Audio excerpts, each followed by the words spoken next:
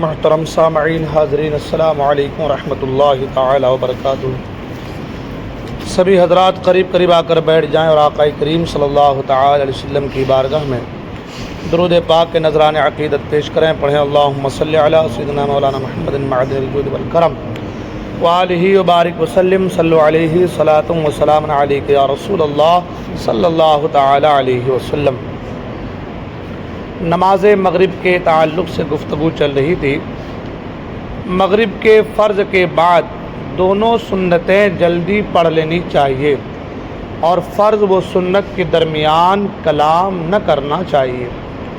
مغرب کے فرض کے بعد کی جو دو سنتیں ہیں اسے جلدی پڑھنی چاہیے، اور فرض اور سنت کے درمیان یعنی فرض پڑھنے کے بعد سنت سے پہلے بات چیت کلام وغیرہ نہیں کرنی چاہیے۔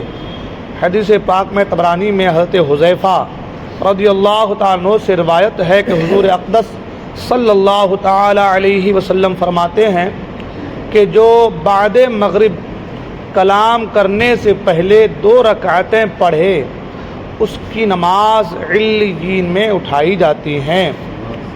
یعنی فرض کے بعد جو 2 رکعت سنت ہے اسے فوراً پڑھنی چاہیے۔ فرض کے بعد کلام بات چیت نہیں کرنی چاہیے۔ جو ایسا کرتا ہے یعنی مغرب کی فرض پڑھنے کے بعد فوراً 2 رکعتیں سنت پڑھتا ہے تو اللہ کے رسول صلی اللہ تعالی وسلم فرماتے ہیں اس کی نماز علیین میں اٹھائی جاتی ہیں۔ جس مقتدی کو مغرب کی جماعت کی تیسری رکعت ملی ہو وہ جب اپنی فوت شدہ 2 رکعتیں پڑھے تب پہلی رکعت کے بعد قعدہ ضرور کرے، یعنی 1 رکعت کے بعد قعدہ کرے اور اس میں صرف اتحیات پڑھ کر کھڑا ہو جائے، پھر دوسری پڑھے اور قعدہ اخیرہ کرے۔ ٹھیک ہے، جس مقتدی کو مغرب کی جماعت کی تیسری رکعت ملی ہو یعنی 2 رکعت جس کی چھوٹ گئی ہو اس کے تعلق سے یہ مسئلہ ہے کہ جب وہ اپنی فوت شدہ نمازیں پڑھے گا تو پہلی رکعت پڑھنے کے بعد قعدہ کرے گا اور اس میں صرف اتحیات پڑھ کر کھڑا ہو جائے اور پھر دوسری پڑھے اور قعدہ اخیرہ کرے۔ مسئلہ یہ کہ بعد نماز مغرب صلاۃ الاوابین پڑھنے کی بہت فضیلت ہے۔ حدیث پاک میں ہے کہ جو مغرب کے بعد 6 رکعتیں پڑھے اس کے گناہ بخش دیے جاتے ہیں اگرچہ سمندر کے جھاگ کے برابر ہوں۔ تو مغرب کی نماز ادا کرنے کے بعد صلاۃ الاوابین جو نماز ہے اس کی بڑی فضیلت آئی ہے۔ تو اگر جو ایسا کرتا ہے مغرب کے بعد 6 رکعتیں صلاۃ الاوابین پڑھتا ہے تو اس کے گناہ بخش دیے جاتے ہیں اگرچہ سمندر کے جھاگ کے برابر ہوں۔ ان چیزوں کا خیال رکھنا چاہیے، مگر ساتھ ہی ساتھ یہ بھی خیال رکھنا چاہیے کہ یہ نمازیں نفل ہیں۔ اگر آپ پر فرض نمازیں باقی ہیں تو پہلے ان کو ادا کریں۔ فرائض کی ادائیگی بہت ہی لازمی ہے۔ دیکھیں اس کو یہاں پہ دیا بھی ہے، فرائض کی ادائیگی بہت ہی لازمی ہے۔ نوافل کی مقبولیت کا دار و مدار فرائض کی ادائیگی پر ہے، لہذا مذکورہ بالا حدیث میں مغرب کے بعد 6 رکعت صلاۃ الاوابین پڑھنے کی جو فضیلت بیان فرمائی گئی ہے اس کا ثواب ان لوگوں کے لیے ہے جن پر کسی فرض یا واجب نماز کی قضا پڑھنا باقی نہ ہو۔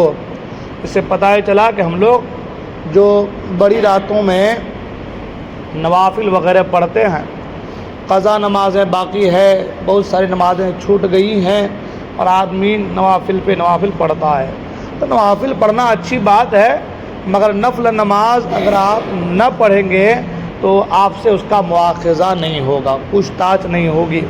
لیکن فرائض کو اگر آپ چھوڑ دیں گے تو آپ کے پاس یا آپ سے ان کا جو ہے پوچھ تاچھ ہوگا، سوال ہوں گی، ہے کہ نہیں؟